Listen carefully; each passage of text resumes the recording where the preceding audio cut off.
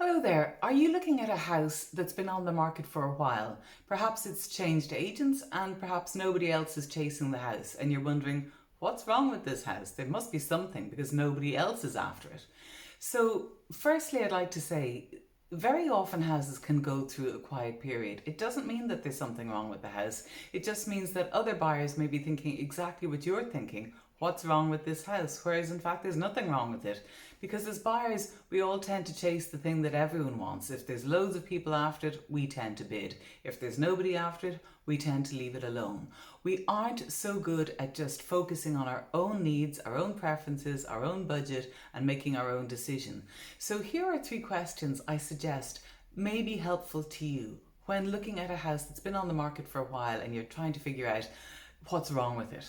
So I would ask yourself, not what's wrong with it, but just imagine that you have bought it and ask yourself, firstly, what is it about this location that makes my life so good having bought it? E.g., am I within 5 minutes or 10 minutes walk to a good grocery shop, to a good coffee shop, to a park that works, to an infrastructural link that works for me, e.g. a train station or a dart station or a particular bus route?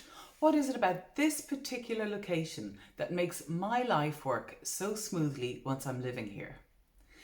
The second question to ask yourself is, what is it about this particular house that makes my life so good now that I'm here? E.g., do I now have a dedicated home office that I didn't have before? Do I have a spare bedroom that I didn't have before? Do I have a garden? Do I have an off-street car park space? Do I have another bedroom for another child? Or perhaps indeed you have less space. Maybe that's what's making it work so well for you. You have a lot less house and a lot less garden to mind. But this particular house, how does it serve your life? And the third question is, imagine you've bought the house and you regret buying the house. What is it about the house that could make you regret buying it? E.g., is the neighbour's dog barking? Does the house feel a lot darker than you had thought? Is the road a lot noisier than you thought?